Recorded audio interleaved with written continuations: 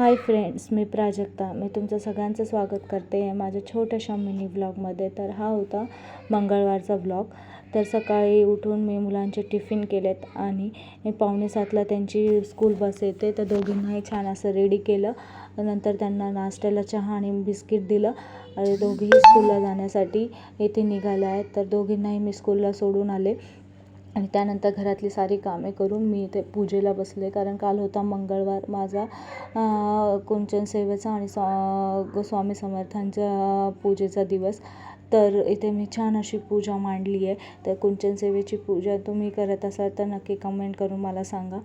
तर इथे मी स्वामींचा अध्याय घेतला आणि जपमाळ केली. कारण माझा स्वामींवर खूप विश्वास आहे आणि जसे माझे स्वामी पाठीशी आहेत तसेच तुमच्याही पाठीशी राहोत हीच त्यांच्या चरणी मी प्रार्थना करते.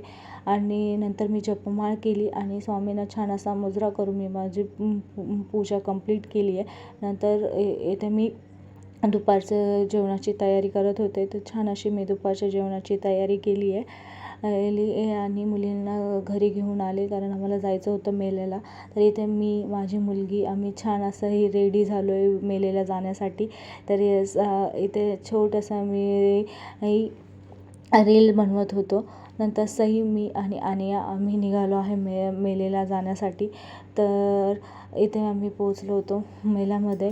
तर पावसाचं वातावरण खूप होतं. तर मुलं इथे छानपैकी असे एन्जॉय करत आहेत मेळ्यामध्ये. तर हे आहे ट्रॅम्पोलिनमध्ये आणि सईने खूप मस्ती केली आहे आणि मुलेही त्यांच्याबरोबर तिचे मित्र वगैरे सारे करत होते.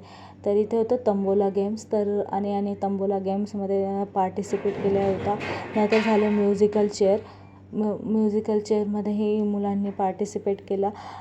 लिंबू चमचा असे वेगवेगळे प्रकारचे गेम्स होते. तर इथे मुलं बसले होते तंबोला गेम्सला.